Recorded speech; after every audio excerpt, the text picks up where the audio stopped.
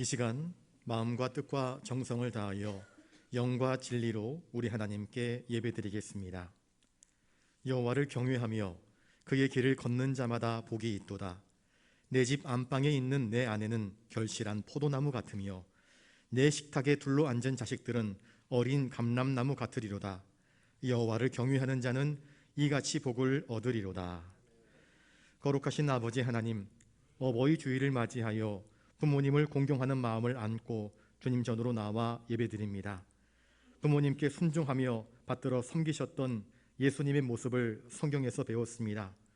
우리도 이 예배를 통하여 부모님을 향한 순종의 마음을 더욱 깊이 새기게 하여 주시옵소서. 부모님을 공경함으로 받게 되는 놀라운 은혜와 축복을 깨닫는 시간이 되게 하여 주시옵소서. 이곳에서 함께 예배드리는 연로하신 부모님들에게 복에 복을 더하여 주시고, 성전으로 모시고 나올 부모가 없는 자녀들에게는 하나님께서 친히 부모가 되어 주셔서 한량없는 사랑과 위로를 베풀어 주시옵소서. 우리에게 귀한 가정을 허락하여 주신 하나님께 감사를 드리오며 존귀하신 예수님의 이름으로 기원하옵나이다. 아멘.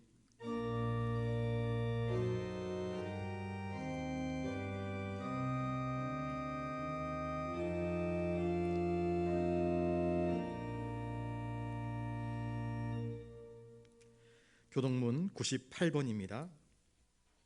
내 부모를 공경하라.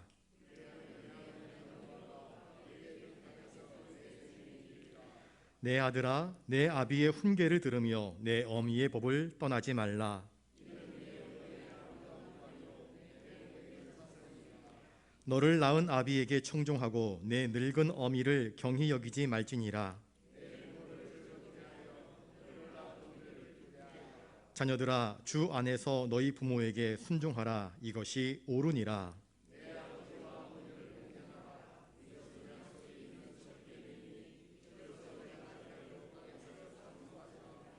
아멘. 아름다운 가정과 귀한 부모님을 주신 아버지 하나님, 주님께서는 저희에게 이 땅에서 복을 받으며 장수할 수 있는 길이 무엇인지를 성경 말씀을 통해 확실하게 가르쳐 주셨습니다. 내 아버지의 말에 순종하고 너를 낳은 어머니를 기쁘게 하면 이 땅에서 잘되고 형통하리라는 약속의 말씀을 주셨습니다. 하지만 저희는 하나님께서 주신 복된 길을 외면하고 부모님의 뜻에 순종하지 못하고 거역할 때가 많았습니다. 부모님의 기쁨과 자랑이 되어야 할 자녀들이건만 오히려 부모님의 마음에 상처를 주고 슬픔과 눈물을 드렸으며, 부모님의 마음에 평안을 드려야 했건만 부모님의 가슴에 걱정과 근심으로 못을 박는 일이 많았습니다.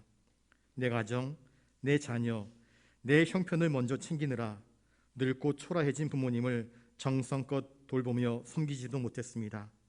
주님, 부모님을 향해 배은망덕했던 저희들의 불의한 행위를 용서하여 주시옵소서. 이 시간 거룩한 새 마음을 주셔서 이제부터는 진정으로 부모님을 공경하며 사랑으로 섬기는 복된 인생을 살게 하여 주시옵소서. 믿음의 가문을 이어가기를 원하시는 존귀하신 예수님의 이름으로 이 고백의 기도를 드리옵나이다. 아멘. 이제 하나님 앞에서 우리의 모든 죄를 낱낱이 고백하며 참회하는 기도를 계속 드리겠습니다.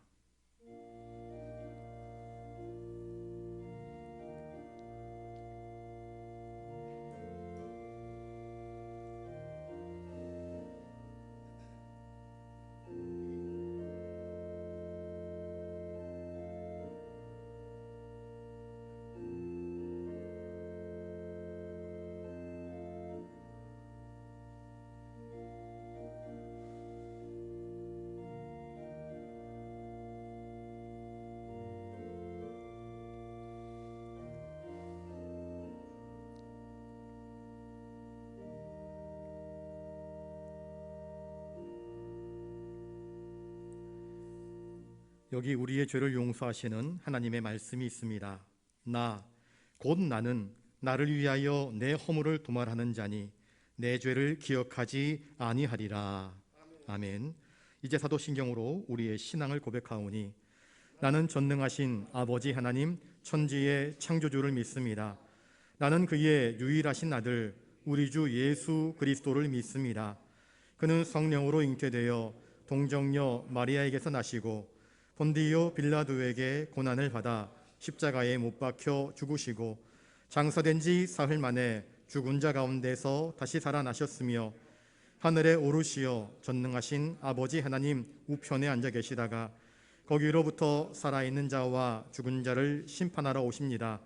나는 성령을 믿으며 거룩한 공교회와 성도의 교제와 죄를 용서받는 것과 몸의 부활과 영생을 믿습니다. 아멘.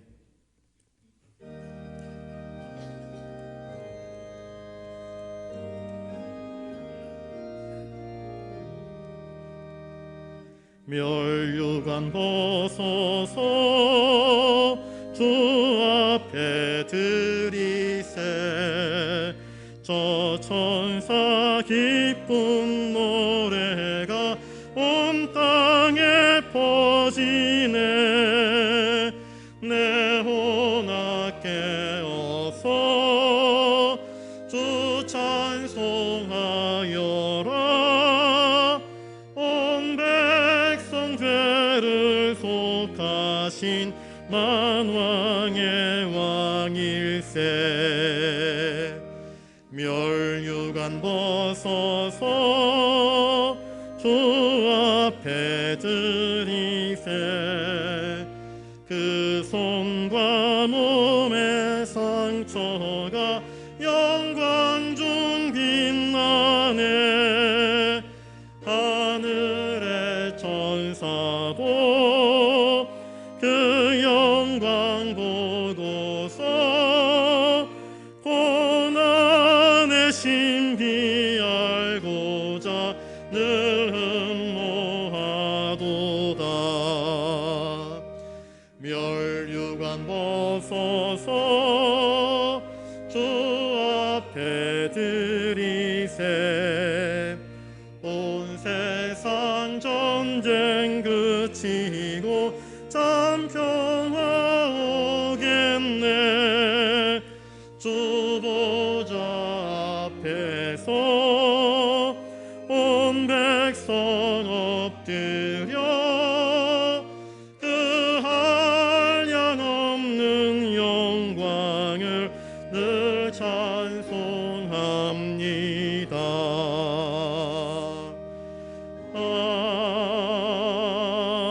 아멘.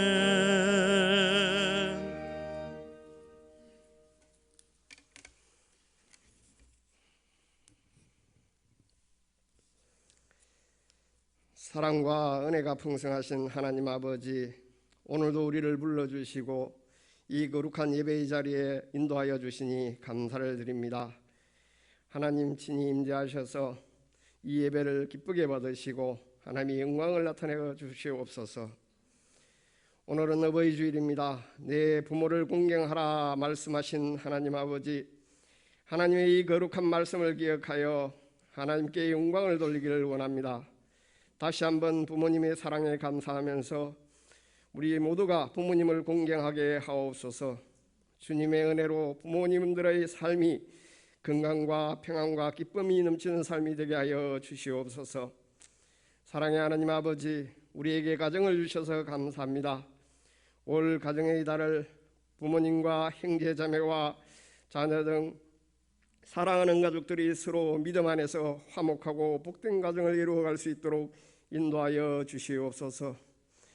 부부가 서로 존경하며 사랑하게 하시고 선물로 주신 자녀들에게는 좋은 부모가 되게 하옵시며 자녀들을 믿음으로 바르게 양육하여 우리의 가정이 하나님 보시기에 아름다운 가정이 되게 하여 주시옵소서.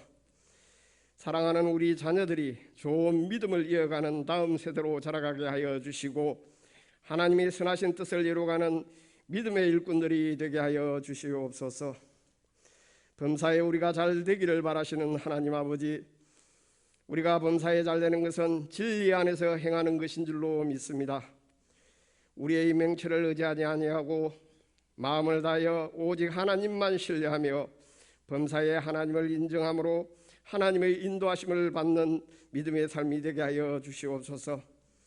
그래하여 우리와 우리의 가정뿐만 아니라 우리 부산 영락교회가 사람의 생각이나 주장에 앞서지 아니하고 오직 하나님의 말씀에 순종하여서 온전히 하나님의 인도하심을 받아 범사가 잘 되기를 원합니다. 코로나로 인해 무너졌던 일상들이 온전히 회복되게 하시고 우리 교회가 더욱 모여 기도하기를 힘쓰며 모든 예배와 또 구역 모임이 활성화되며 남녀성교회와 교회 학교와 식당과 찬양대 또 전도대 등 모든 교회 활동들이 하나님의 은혜 안에서 온전히 회복되게 하여 주시옵소서. 6월 첫 주에 항존직으로 임직받게 되는 믿음의 일꾼들을 세워주시니 감사합니다. 하나님께서 주신 이 직분들을 믿음으로 잘 감당할 수 있도록 각 사람에게 은혜를 베풀어 주시옵소서. 장로와 안수집사, 권사로 세움을 받는 6분의 임직자들에게 주어진 직분을 잘 감당할 수 있도록 하나님께서 성령으로 도와주시고 하나님의 지혜와 능력을 다하여 주시옵소서.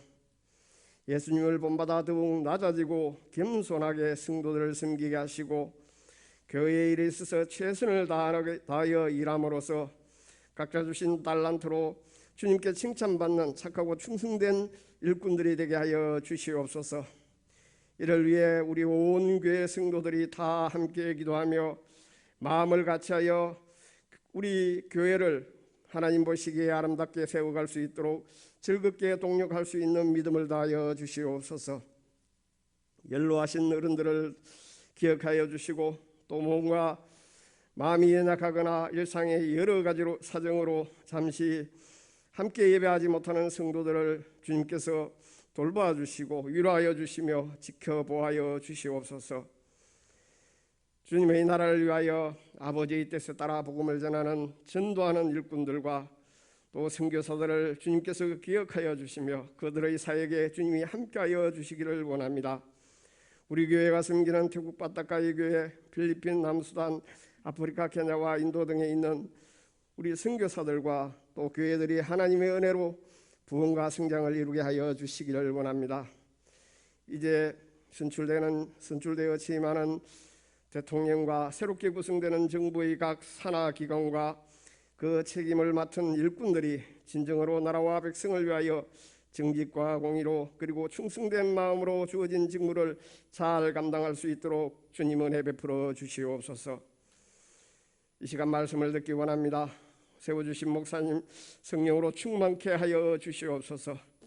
말씀의 능력 있게 하시며 선포되어지는 모든 말씀이 하나님의 음성으로 들려지게 하여 주시옵소서. 우리에게는 옥토 같은 마음을 주시고 부드러운 마음을 허락하여 주셔서 주시는 모든 말씀이 하나도 땅에 떨어지지 아니하고 마음판에 새겨져서 믿음으로 순종하여 복을 받게 하여 주시옵소서. 진리와 은혜와 진리의 말씀이 충만한 이 시간 되게 하여 주시옵소서. 우리 시온 찬양대의 찬양을 주님이 기쁘게 허망하여 주시고 성령으로 충만하게 하여 주시옵소서. 이 예배의 시종을 주님께서 주관하여 주시기를 원하오며 홀로 영광 받으시기를 원합니다. 우리 주 예수 그리스도 이름으로 기도하옵나이다. 아멘.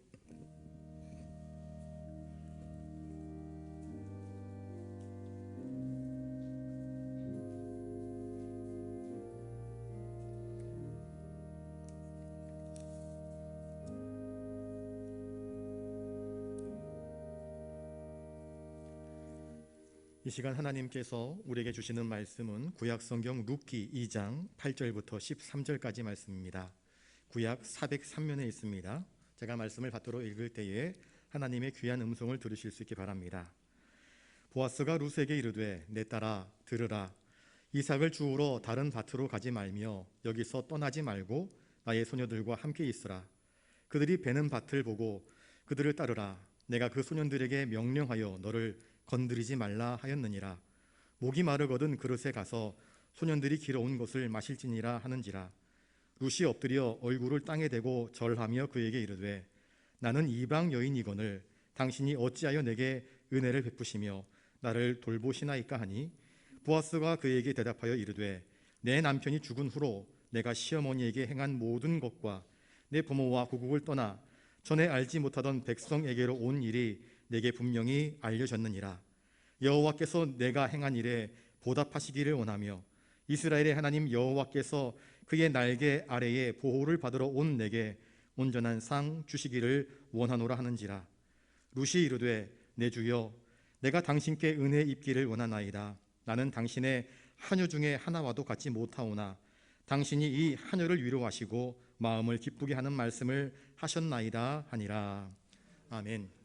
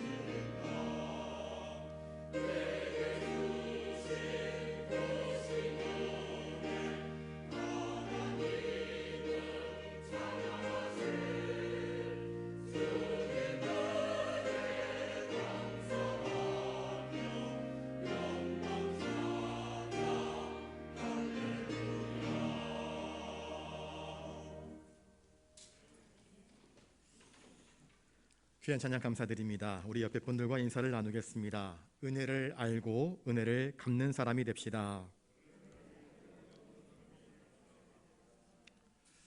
은혜를 아는 사람은 참 반듯한 사람입니다. 또 은혜를 갚는 사람은 더 복된 사람입니다. 여러분들이 은혜를 알고 은혜를 갚을 수 있는 복된 사람이 되기를 주님의 이름으로 축복합니다. 어버이 주일 때만 되면 자주 낭송되는 시가 있습니다. 심순덕 시인, 1960년생이신데요. 이분이 구남매의 막내 중에 막내로 자랐습니다.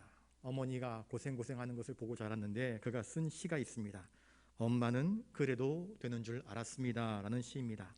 여러분들에게 잠깐 소개하겠습니다. 엄마는 그래도 되는 줄 알았습니다.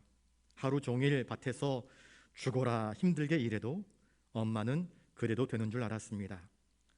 찬밥 한 덩이로 대충 부뚜막에 앉아 점심을 때워도 엄마는 그래도 되는 줄 알았습니다. 한겨울 냇물에서 맨손으로 빨래를 방망이질해도 엄마는 그래도 되는 줄 알았습니다. 배부르다 생각 없다. 식구들 다 먹이고 굶어도 엄마는 그래도 되는 줄 알았습니다. 발 뒤꿈치 다 해져 이불이 버석버석 소리를 내어도 엄마는 그래도 되는 줄 알았습니다. 손톱이 깎을 수조차 없이 다 닳고 문드러져도 엄마는 그래도 되는 줄 알았습니다. 아버지가 화내고 자식들이 속썩여도 전혀 끄떡없는 엄마는 그래도 되는 줄 알았습니다. 외할머니 보고 싶다, 외할머니 보고 싶다. 그것이 그냥 넋두리인 줄로만. 한밤중 자다 깨어 방구석에서 한없이 소리 죽여 울던 엄마를 본 후론 아, 엄마는 그러면 안 되는 것이었습니다. 어머니의 고생을 자신의 눈으로 직접 보고 듣고 자신이 이제 어머니의 나이가 되고 어머니의 고생을 자신의 손발로 경험하고 난 이후에 엄마는 그러면 안 되는 것이었다. 청개구리처럼 뒤늦게 후회하는 시인의 시를 우리는 보았습니다. 제가 오기 전에 잠깐 또 시 한 편을 보았는데요. 그 시가 어떤 시였느냐면은 가장 받고 싶은 상, 초등학교 6학년 이슬이라는 학생이 쓴 시입니다. 아무것도 하지 않아도 짜증 섞인 투정에도 어김없이 차려지는 당연하게 생각되는 그런 상, 하루에 3번이나 받을 수 있는 상, 아침상, 점심상, 저녁상, 받아도 감사하다는 말 한마디 안 해도 되는 그런 상. 그때는 왜 몰랐을까? 그때는 왜 못 보았을까? 그동안 숨겨왔던 말, 이제는 받지 못할 상, 앞에 앉아 홀로 되뇌어 봅니다. 엄마 사랑해요. 엄마 고마웠어요. 엄마 편히 쉬세요. 세상에서 가장 받고 싶은 엄마상, 이제 받을 수 없어요. 이제 제가 엄마에게 상을 차려드릴게요. 엄마가 좋아했던 반찬들로만 한가득 담을게요. 하지만 아직도 그리운 엄마의 밥상, 이제 다시 못 받을 세상에서 가장 받고 싶은 울 엄마 얼굴상. 초등학교 6학년 아이가 엄마를 떠나보내고 난 이후에 쓴 시라고 그렇게 기록되어 있습니다. 세상에서 가장 소중한 사람이 누구일까 생각을 해봅니다. 내 곁에 있는 사람, 나를 낳아주신 우리 부모님, 내 곁에 있는 내 소중한 자녀들, 내 곁에 있는 내 아내, 내 남편이 세상에서 가장 소중한 사람이 아닐까 싶습니다. 그런데 어쩌면 우리는 가장 가까운 사람에게 사랑합니다, 고맙습니다, 당신 덕분입니다 라는 이 가장 필요한 그 말 한마디를 하지 못하고 떠나보내고 난 이후에야 뒤늦게 가장 소중한 분이 어머니였습니다, 가장 소중한 분이 당신이었습니다, 뒤늦게 청개구리처럼 후회할 때가 참 많습니다. 여러분, 오늘이 가기 전에 내게 가장 소중한 사람들에게 사랑합니다, 고맙습니다 꼭 이야기를 하실 수 있기를 바랍니다. 고백을 하실 수 있기를 바랍니다. 오늘 본문을 한번 보겠습니다. 우리 8절입니다. 8절을 같이 한번 읽어보겠습니다. 시작. 보아스가 룻에게 이르되 내 딸아 들으라. 이삭을 주우러 다른 밭으로 가지 말며 여기서 떠나지 말고 나의 소녀들과 함께 있으라. 여기 나오는 룻은 과연 누구일까요? 룻은요, 이방 땅 모압 여인입니다. 모압은 아브라함의 조카 롯의 후손입니다. 아브라함의 조카 롯의 후손이 바로 모압과 암몬인데, 이 모압은 이스라엘 백성들이 출애굽할 당시 이스라엘 백성들이 가나안 땅으로 들어가려고 할 때에 이 모압이라고 하는 지역 자체가 사해바다 동쪽 한 900m 정도 되는 산야지대에 그들이 거주하고 있었는데, 이스라엘 백성들이 모압 땅을 통과하여서 가나안 땅으로 들어가려고 할 때에 모압 사람들이 절대로 안 된다, 내 땅 티끌 하나라도 밟을 수 없다, 밟으면 우리가 너희들과 싸울 것이다 라고 하여서 어쩔 수 없이 우회해서 삥 돌아가야만 했었습니다. 또 이 모압은 어떤 사람들이었는가? 사사시대 때에 모압 왕 에글론이 18년 동안이나 쳐들어와 가지고는 이스라엘을 압제했습니다. 모든 것들을 다 수탈해 갔던 그러한 사람들입니다. 그러니 이스라엘 백성들에게 있어서 모압 사람들은 철천지 원수와도 같은 사람들이었습니다. 사실은 아브라함의 조카의 후손들이기 때문에 혈통적으로는 연결된 사람들인데, 그런데 이스라엘 백성들에게는 정말 뼈 아픈 고통을 안겨준 사람이 바로 모압 사람입니다. 그런데 이 룻은 모압 출신입니다. 그러면 왜 모압 출신 룻이 오늘 본문에 등장을 하는가? 1장으로 넘어가 보시면 이 베들레헴 땅에 엘리멜렉이라고 하는 지역 유지가 있었습니다. 그런데 베들레헴 땅에 하나님의 진노하심으로 말미암아 기근이 임합니다. 하나님이 이스라엘 백성들의 우상 숭배와 그릇된 삶에 대하여서 징계하셔서 기근이라고 하는 고통을 허락하신 것입니다. 그러면 그 고통을 감내하면서 회개해야 할 터인데 엘리멜렉은 이 땅에 당장 어려운 현실이 다가오니까 야, 이 땅에 있는 모든 가산들을 다 팔아. 그래서 저 모압 지방에는 곡식이 넉넉하다 하니까 우리 모압 지방으로 이민을 가자 그랬습니다. 그래서 모든 가산을 다 팔고 자기의 사랑스러운 아내 나오미와 더불어서 모압 지방으로 이주를 하게 됩니다. 그리고 모압 지방에 들어갔는데 거기서 엘리멜렉은 얼마 되지 못하고 죽습니다. 엘리멜렉이라는 이름의 뜻은 하나님은 나의 왕이십니다 라는 뜻인데 하나님을 나의 왕으로 섬기지 못하고 고향 땅을 저버리고 하나님의 뜻대로 순종하지 아니하니 하나님께서 그의 생명을 거두어 가신 것입니다. 어떻게 죽었는지는 나와 있지 않습니다. 그는 모압 땅에 가서 얼마 되지 못하여서 죽었습니다. 그에게는 두 아들이 있습니다. 말론과 기륜입니다. 그런데 다들 비실비실 약했습니다. 모압 땅에서 며느리들을 거두어 들였습니다. 그 중에 한 사람이 룻입니다. 그런데 이 두 아들들은 모압 여인과 결혼을 했지만 자식도 낳지 못한 채 다 시들시들 앓다가 죽고 말았습니다. 나오미가 모압 땅에 들어간 지 10년이 됐습니다. 남편을 믿고 베들레헴에 있었던 모든 가산을 다 정리하고 해가지고 모압 땅에 들어갔는데 지금이야 뭐 여인들이 일할 수 있는 터전, 직장을 잡을 수 있지만 과거 수천 년 전에 여인들이 직장을 잡는 것, 특별히 이방 땅에 가서 직장을 얻는 것은 쉬운 일이 아니었습니다. 살 수 있는 길이 없습니다. 가지고 왔던 재산들 하나씩 다 까먹고 나니까 남아있는 것이 하나도 없습니다. 빈털터리가 되고 말았습니다. 10년이 지났습니다. 아무것도 남아있지 않았습니다. 자기 곁에는 오직 과부가 된, 자기와 똑같이 과부가 된 이 젊은 며느리 둘만 있었습니다. 나오미가 고민을 합니다. 그리고 이야기합니다. 이제는 너희들 친정집으로 돌아가라. 내가 더 이상 너희들을 건사할 수 없다. 나에게는 아들도 없고 나에게는 돈도 없다. 그러니 친정집에 가서 제가 하여서 새 삶을 살아라. 그렇게 간곡히 부탁을 합니다. 며느리들이 아니요, 우리 시어머니와 함께 있겠어요. 시어머니를 떠날 수 없어요. 하지만 내가 너희들을 책임져 줄 수 없대도. 그래서 며느리 하나는 친정으로 돌아갑니다. 그런데 룻은 어머니가 가시는 곳에 나도 갈 것이고 어머니가 섬기는 하나님이 나의 하나님이 될 것입니다 하면서 시어머니의 치맛자락을 붙잡고 끝까지 쫓아옵니다. 그가 바로 룻입니다. 먹고 살기 위하여서 다시 베들레헴 땅에 하나님께서 복 주셔서 풍년이 들었다 하는 소문을 듣고 베들레헴 땅으로 돌아오게 되었던 것입니다.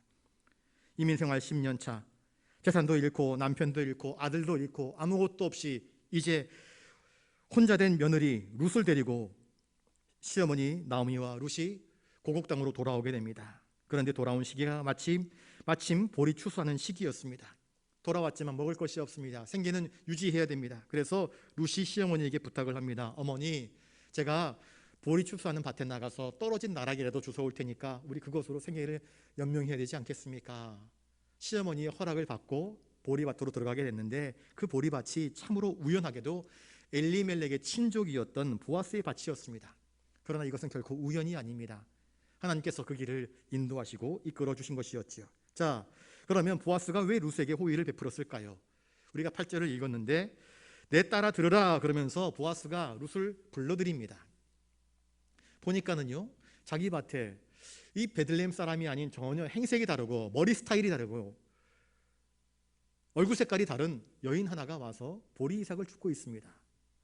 자기 밑에 있는 관리인에게 묻습니다. 저 여인은 도대체 누구냐? 그래서 사환이 급히 달려와서 주인님, 저 사람은 사실 여차여차한 사람입니다. 나오미의 며느리 소문에 자자한 바로 그 여인입니다. 아침 일찍부터 와서 지금까지 쉬지도 않고 열심히 떨어진 이삭들을 줍고 있습니다. 참 대단한 사람입니다. 보아스에게 보고를 합니다. 보아스도 이미 듣고 있었습니다. 저 이방 땅에서 온 모압 여인 나오미의 며느리였던 룻이 얼마나 지극정성으로 늙은 나오미를 섬기는지, 나오미가 고향 땅으로 돌아올 때 모든 사람들이 수군거렸습니다. 저 사람이 누구냐? 얼굴 몰골이 왜 저러냐? 베들레헴 땅을 떠날 때의 나오미의 얼굴은 기쁨이었습니다. 그 이름의 뜻이 기쁨, 희락, 즐거움입니다. 늘 상냥했고 늘 맑고 밝았었는데 고향 땅으로 빈털터리가 되어서 거짓골로 돌아오는 나오미의 모습은 영 이전의 모습이 아니었습니다. 상했습니다. 쭈글쭈글해졌습니다. 동네 사람들이 당신 누구요? 난 나오미입니다. 그런데 더 이상 나를 나오미라 부르지 말고 마라라고 부르십시오. 마라의 뜻은 마라의 쓴물이라고 여러분들 들어보셨을 것입니다. 쓰다라는 뜻입니다. 내 인생은 고통이요 쓰디 쓴 것뿐입니다. 남편도 잃고 자식도 잃고 빈털터리가 되어서 아무것도 없이 지금 거짓골로 이 모양으로 돌아왔습니다. 나는 상심과 고통뿐입니다. 단 하나 남은 것은 이 며느리 룻뿐입니다. 사람들이 저 여인이 누구냐 묻습니다. 내가 친정집으로 가라, 친정으로 돌아가라 그랬지만 나 섬기려고, 이 늙은 시어머니 섬기려고 고향집 버리고 친정 버리고 나에게 붙어서 나와 함께 거하는 그 며느리를 나오미가 자랑합니다. 얼마나 효성이 지극한지 모릅니다. 나를 가만 내버려 두지 않습니다. 자신은 굶어도 나를 챙겨줍니다 하며 그 여인을 자랑했습니다. 소문이 자자합니다. 모든 사람들이 들었습니다. 보아스에게도 그 소식이 들려왔을 것입니다. 그래서 룻을 부른 것입니다. 그의 마음은 따뜻해졌습니다. 이스라엘에도 많은 사람들이 있지만, 많은 여인들이 있지만 이 룻과 같이 늙은 초라한 아무것도 없는 빈털터리의 시어머니를 섬기는 그러한 효심을 보이는 여자는 드물었습니다. 그러니 그를 바라보는 보아스의 마음은 따뜻했습니다. 보아스는 살몬과 라합에게서 낳은 아들입니다. 라합 역시 이방 여인 아니겠습니까? 창기 출신 아니겠습니까? 그래서 이방 여인의 고통을 누구보다도 잘 알고 이해했던 사람이 보아스였을 것입니다.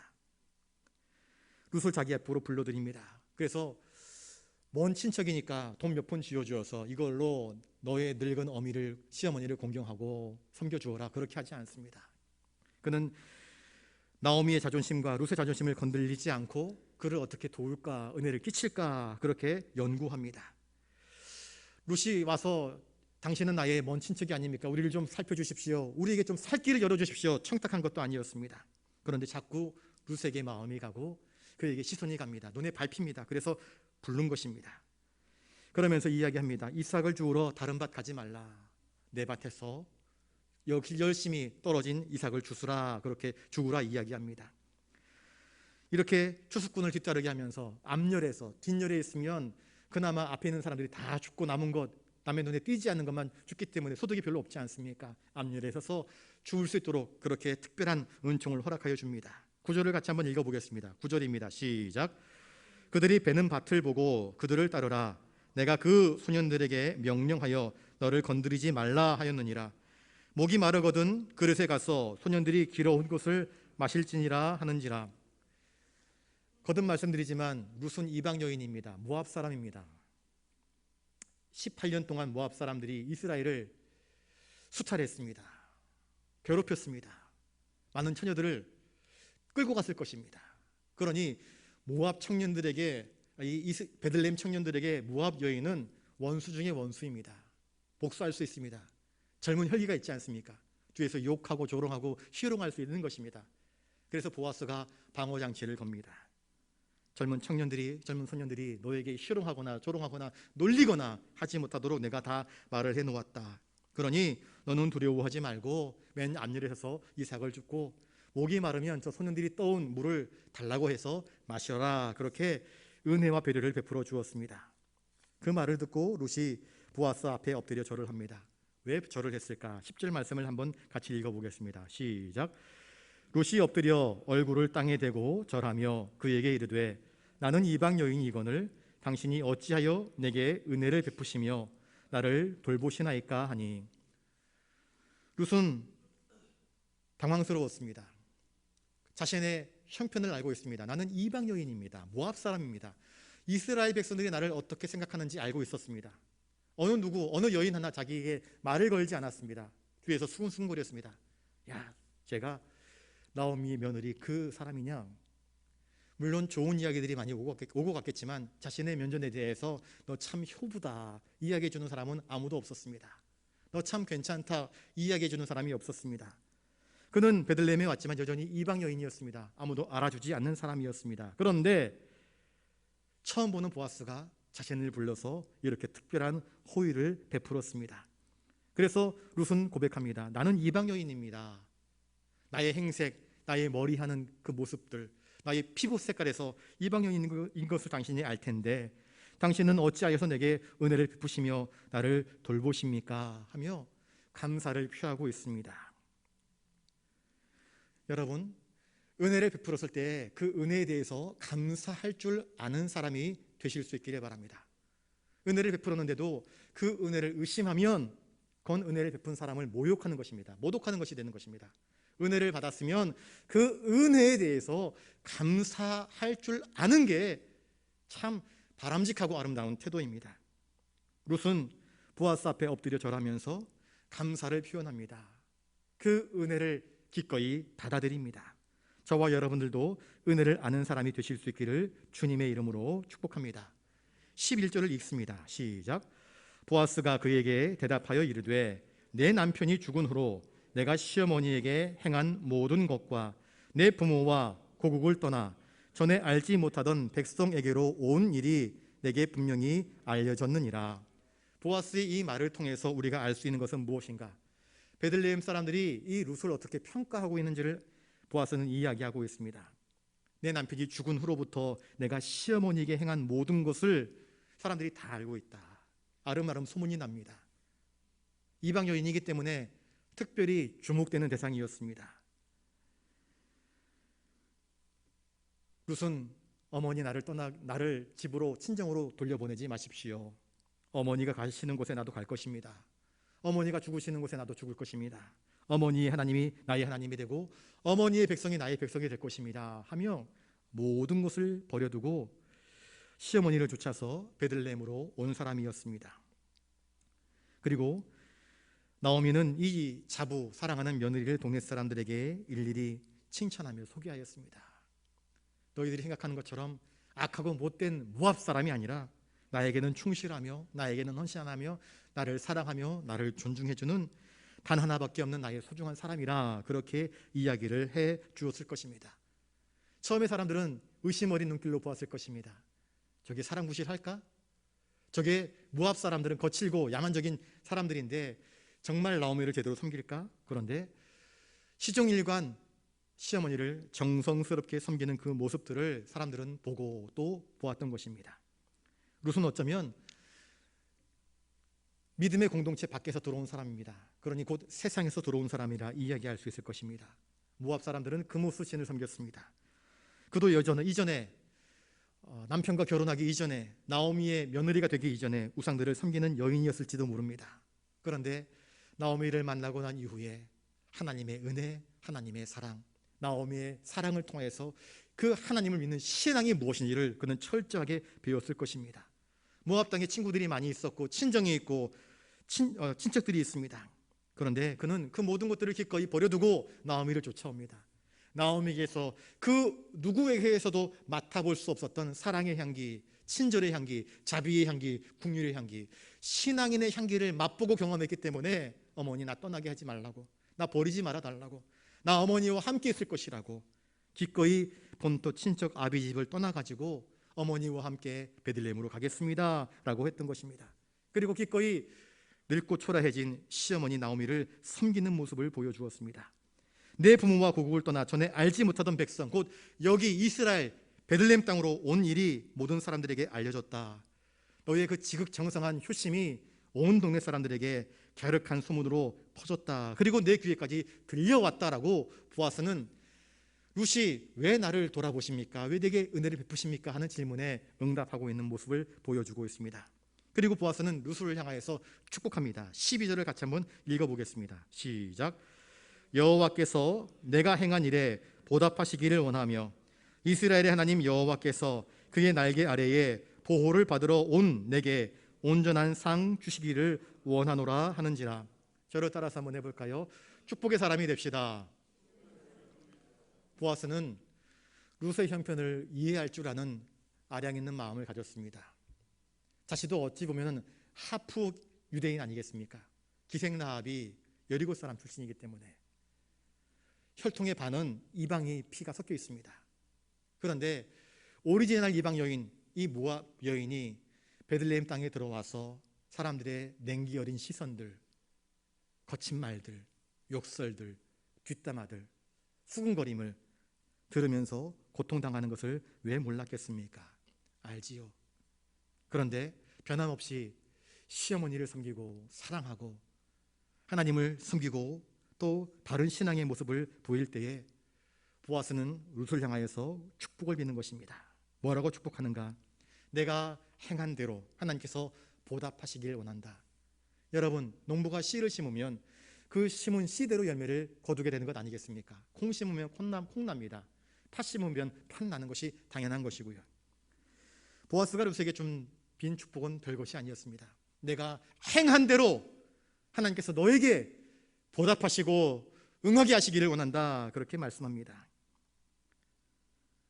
룻은 삶의 여러 가지 고난한 상황 가운데 있었습니다. 전혀 낯선 사람들이 있는 땅으로 들어왔습니다. 길도 알지 못합니다. 어디에 우물이 있는지, 어디에 시장이 있는지 알지 못합니다. 그러나 한 걸음 한 걸음 부딪혀가면서 시어머니의 도움을 통해서 적응해 나갑니다. 시어머니 기꺼이 순종합니다. 그리고 생계를 꾸려나가기 위해서 이렇게 밭에까지 나와서 일하면서 시어머니를 공양해 나가는 아름다운 모습을 보여주고 있습니다. 그 모습들을 보아스가 보았습니다. 그리고 그녀를 축복합니다. 시편 91편 1절에 지존자의 은밀한 곳에 거주하며 전능자의 그늘 아래에 사는 자여. 91편 14절 15절은 하나님이 이르시되 그가 나를 사랑한즉 내가 그를 건지리라. 그가 내 이름을 안즉 내가 그를 높이리라. 그가 내게 간구하리니 내가 그에게 응답하리라. 그들이 환난 당할 때에 내가 그와 함께하며 그를 건지고 영화롭게 하리라. 시어머니를 쫓아서 하나님께로 돌아온 사람, 전능자의 날개 그늘 아래에 나와 쉬기를 원하는 그 사람에게 보아스는 하나님의 응답하심, 하나님의 인도하심, 하나님의 함께하심, 하나님의 형통케 하심의 복이 임하기를 빌어 주었던 것입니다. 이스라엘의 하나님 여호와께서 그의 날개 아래에 보호를 받으러 온 내게 온전한 상 주시기를 원하노라 축복하였습니다. 룻은 모압 땅을 떠나올 때에 아무것도 가져온 것이 없었습니다. 시어머니와 룻은 가난한 사람이었습니다. 가지고 올 것이 없었습니다. 가지고 올 것이 있었다고 한다면 아마 모압 땅을 떠나지 않았을 것입니다. 그런데 시어머니를 붙잡고 시어머니를 섬기고 시어머니의 신앙이 자신의 신앙이 되게 하기 위해서 아브라함처럼 본토 친척 아비집을 떠나 버리고 이렇게 하나님께로, 하나님의 품으로 들어온 것입니다. 본토 친척 아비집을 떠나 말씀을 따라 믿음으로 걸어간 아브라함에게 하나님은 뭐라고 말씀하시는가? 창세기 15장 1절에 나는 너의 지극히 큰 상급이라 말씀하여 주십니다. 하나님이 너의 상급이라. 하나님이 그의 보호자, 하나님이 그의 피난처, 하나님이 그의 반석, 그의 힘, 그의 능력이 되어주시겠다 약속하여 주었던 것입니다. 보아스는 그와 같이 하나님께서 룻에게 복 주시기를 원하고 있습니다. 그리고 룻은 그것을 거절하지 않습니다. 보아스가 마치 제사장처럼 선지자처럼 룻에게 축복하는 그 모든 내용들을 수용합니다. 받아들입니다. 여러분, 이것이 쉬운 일 같지요? 얼마나 큰 은혜인지 모릅니다. 내게 빌어준 그 축복을 고스란히 내 것이 되도록 받아들이는 것이 믿음이라고 하는 것임을 우리는 깨달으실 수 있기를 바랍니다. 한 번 더 저와 같이 저를 따라서 해주시기 바랍니다. 우리도 보아스처럼 복을 빌어주는 사람이 됩시다. 예. 힘들어하는 여인, 낯선 사람, 그러나 믿음으로 살려고 애를 쓰는 그 사람 바라보면서 그저 혈통적으로 바라보게 되면 모압 사람은 철천지 왼수인데 그런 어떤 것들을 다 뛰어넘고 그 사람 안에 있는 내면, 진실함, 충성됨을 바라보고 그를 위해서 마음껏 축복해 주었던 보아스처럼 저와 여러분들도 축복을 빌어줄 수 있는 그러한 축복의 사람이 되실 수 있기를 거듭 주님의 이름으로 축복합니다. 자, 보아스의 축복을 받은 룻의 반응은 어떠했을까요? 13절을 같이 읽습니다. 시작. 룻이 이르되 내 주여 내가 당신께 은혜 입기를 원하나이다. 나는 당신의 하녀 중 하나와도 같지 못하오나 당신이 이 하녀를 위로하시고 마음을 기쁘게 하는 말씀을 하셨나이다 하니라. 보아스의 축복을 받을 때에 룻은 거절하지 않습니다. 내 주여라고 고백합니다. 극존칭으로 자신을 향하여서 축복해주는 보아스를 인정합니다. 룻이 베들레헴 땅에 들어온 지 시간이 흘렀지만, 세월이 흘렀지만 어느 누구 하나 친절한 말 한마디 하지 않았습니다. 다시 다들 의심스러운 눈으로 바라봤고, 언제까지 버틸지 한번 보자, 네가 언제까지 하다가 모압 땅으로 돌아갈까 여겼었습니다. 그런데 처음 보는 낯선 어른이 자신을 향하여서 축복해 줍니다. 그는 본토 친척 아비 집을 떠나왔습니다. 아무도 자신의 서러움, 자신의 서글픔, 외로움, 고통에 대하여서 이해해 주지 않았습니다. 말 붙일 사람조차 하나 없었습니다. 어느 누가 가난뱅이에게, 어느 누가 특별히 이방인에게, 어느 누가 거짓골을 한 이 사람에게 축복의 메시지를 전하겠습니까? 그런데 난생 처음 부유해 보이는 한 사람이 난생 처음 따뜻한 목소리로 자신을 향해서 축복해 줍니다. 모든 소문들, 비통함들, 아픔들을 경험하면서 시간들을 보내었는데 처음으로 정말로 따뜻하고 따사로운 햇살과 같은 그러한 축복의 말을 해주는 그 사람을 대할 때에 룻은 자신의 뇌리에 안개처럼 드리워졌던 모든 어둠들이 다 물러나가고 슬픔이 사라지는 것을 경험하게 되었습니다. 이 보아스의 축복은 마치 메마른 사막에 솟아나는 샘물과 같이 룻의 마음 가운데 큰 은혜와 영향력을 끼치게 되었던 것입니다. 그리고 룻은 이 보아스가 빌어준 은혜와 축복을 고스란히 자신의 것으로 받아들이는 그런 아름다운 모습을 보입니다. 나는 당신의 하녀 중에 하나와도 같지 못합니다. 겸손하게 자신을 낮춥니다. 나는 이스라엘 사람 아니에요. 나는 이방 여인이에요. 나는 보잘것없는 사람이에요. 당신의 하녀만도 못한 사람이에요. 그런데 이 부족한 자에게 위로하시고 마음을 기쁘게 하는 말씀을 하셨습니다. 당신의 위로가 나에게 큰 힘이 되고 큰 기쁨이 됩니다 라고 고백하고 있는 것입니다. 여러분, 이 짧은 성경 구절을 통해서 우리가 깨달아야 될 것이 무엇인가? 믿음의 선배들이 믿음이 연약한 자들에게 해주어야 할 일이 무엇인가를 우리가 배워야 합니다. 저를 따라서 한번 해보겠습니다. 믿음이 강성한 사람들은 믿음이 연약한 자들을 위로하고 붙잡아주고 축복해 주어야 합니다. 여러분, 위로의 사람이 되실 수 있기를 바라고 축복의 사람이 되실 수 있기를 주님의 이름으로 축복합니다. 룻은 살아보려고 몸부림치고 있습니다. 여기에 뿌리를 내리고 터전을 내리고 모압 여인이지만 베들레헴 백성들과 어울려서 살아보려고 꿈틀거리고 있습니다. 그런데 지나가면서 툭 내뱉는 말이 모압 여인 따위가 너 같은 악질이, 너 같은 도둑년이, 그러면서 룻을 말로 짓밟아버리면 룻이 거기에서 버텨날 수 있겠습니까? 못 버텨납니다. 견딜 수 없습니다. 말하지 않아도 사람들이 눈으로 내리쬐는 그 도끼 같은 시선들, 자기만 등장하면 쌩 하면서 사람들이 흩어져 버리는 그 모습들, 냉랭함을 경험했을 것입니다. 그런데 보아스가 자신을 위로하며 축복하여 줍니다. 얼마나 마음이 따뜻하고 든든해 주었는지, 비로소 베들레헴 땅에서 깊은 삶의 뿌리를 내릴 수 있는 그 토대를 마련하게 된 것 아니겠습니까?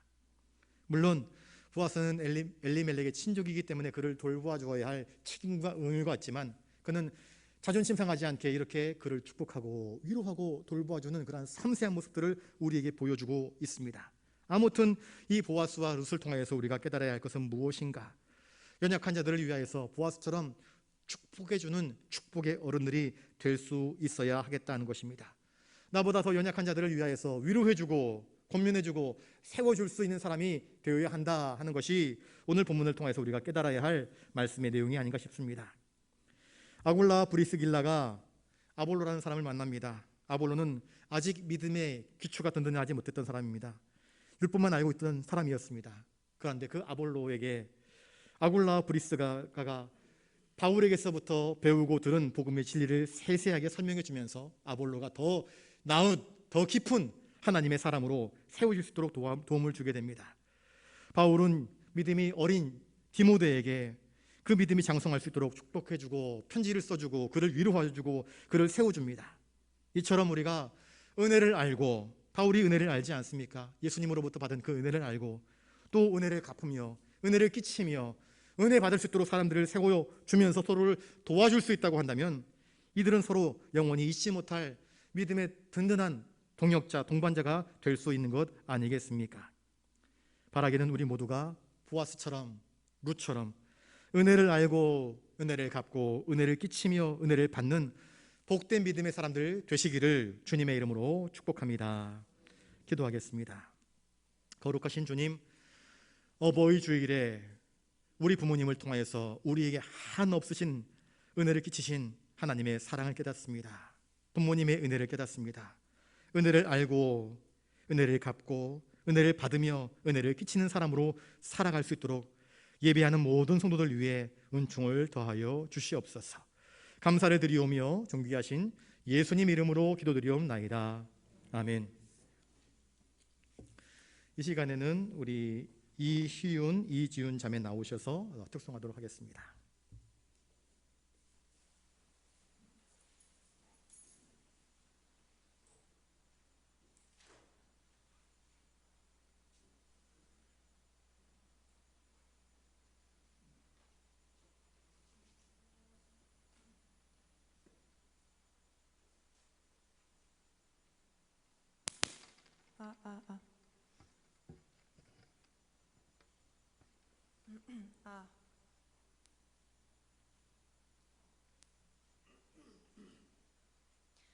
안녕하세요. 제 이름은 이희윤이라고 하고요. 우리 언니는 이지윤이라고 합니다. 우리가 캐나다에서 가족끼리 3일 전에 와갖고 지금 할머니가 최근에 돌아가셔갖고 교회를 와갖고 특송을 하게 됐는데요.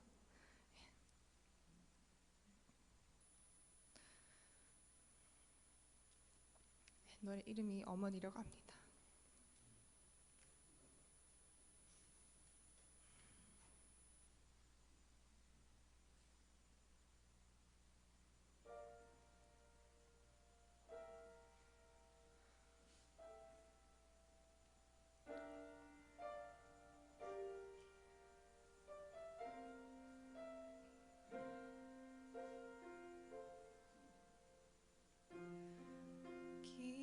기억합니다. 나를 위해 흘리시던 그 눈물을 이른 새벽 홀로 일어나 기도하시며 흘리시던 눈물 매일 떠올립니다. 나를 위해 읽어주시던 말씀 나 슬플 때나 또 어려울 때 읽어주신 말씀을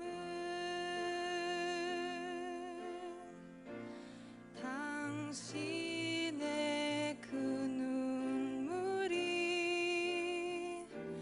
나의 눈물 되고 읽어주신 그 말씀이 나의 길 되어 당신의 그 사랑 하나님 사랑 나 알게 하셔서 예수 걸어가신 그 길 따라 살게 하시네.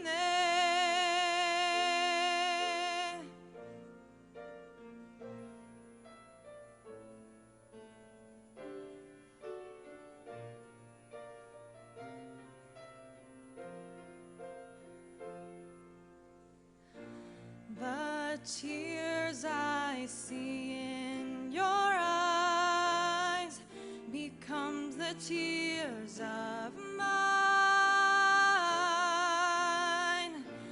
and the words that you read to me becomes a path of mine.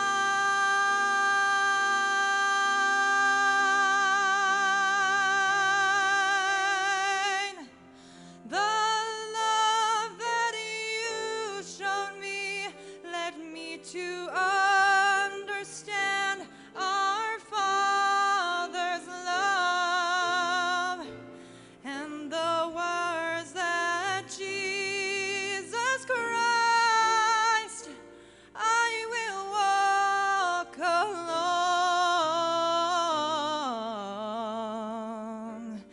예수 걸어가신 그 길 따라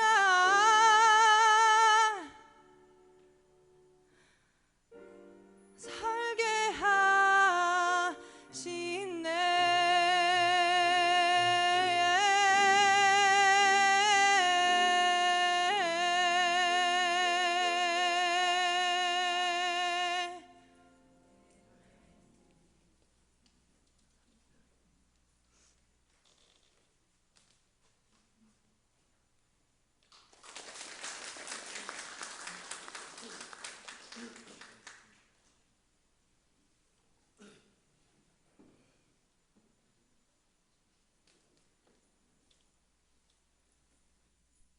기도하겠습니다. 하나님 감사합니다. 어버이 주일을 맞이하여서 멀리 캐나다에 살다가 16년 만에 고향으로 방문하여서 또 우리 귀한 손녀딸들이 하나님께 귀한 찬양의 예물을 올려드렸습니다. 이들의 찬송을 주님께서 기쁘게 받아주시옵소서. 이 시간 주님께 나올 때에 우리의 삶의 자리에서 열심히 땀 흘려 거두어들인 모든 것들이 하나님께서 우리에게 주신 은혜의 분복드림을 깨닫고 10분의 1을 구별하여 11조의 예물로 올려드립니다. 인생을 통하여서 룻처럼 고난당하고 억울한 일 당하고 아파할 때마다 보아스와 같이 위로자를 보내주시고 복주는 사람들을 붙여주셔서 이기게 하시고 견뎌내게 하시고 또 힘내게 하신 주님의 은혜를 기억하며 여러 가지 감사의 제목들로 감사임을 올려드립니다. 부산 영락의 내일을 기대하며 꿈꾸며 수망 담아 비전 헌금으로 주님 나라의 확장을 위하여서 정성껏 선교 헌금으로 마음속에 간구하는 기도의 제목이 있어서 1,000번째로 또 부활절 감사로 다양한 제목들로 예물 올려드리옵나니 드린 손길들 한 사람 한 사람 기억하셔서 복되게 하시고 주님의 뜻대로 온전하게 사용하여 주시옵소서. 이 모든 것 허락하신 주님께 감사와 찬송과 영광을 올려드리오며 존귀하신 예수님 이름으로 기도드리옵나이다. 아멘.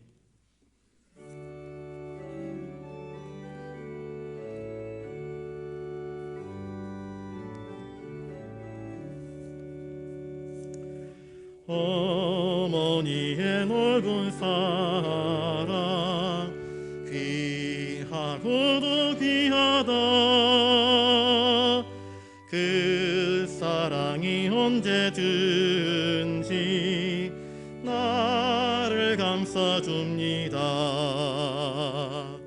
내가 울 때 어머니는 주께 기도드리고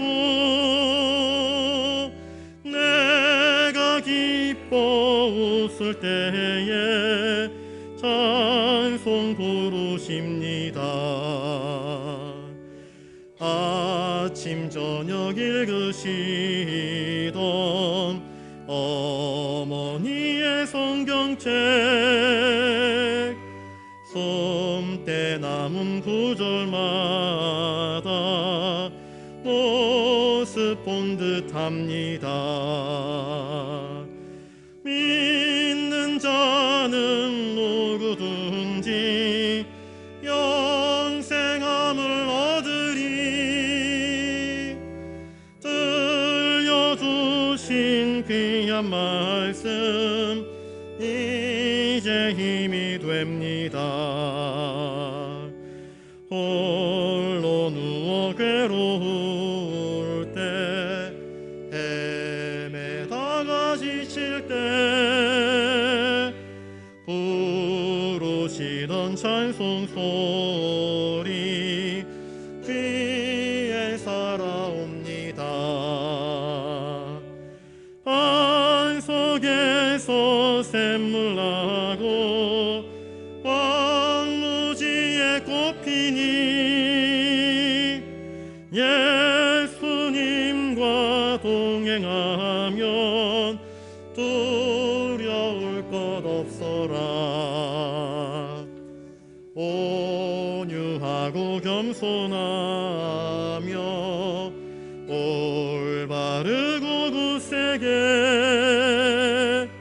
어머니의 뜻 받들어 보람있게 살리라. 풍파많은 세상에서 선한 싸움 싸우다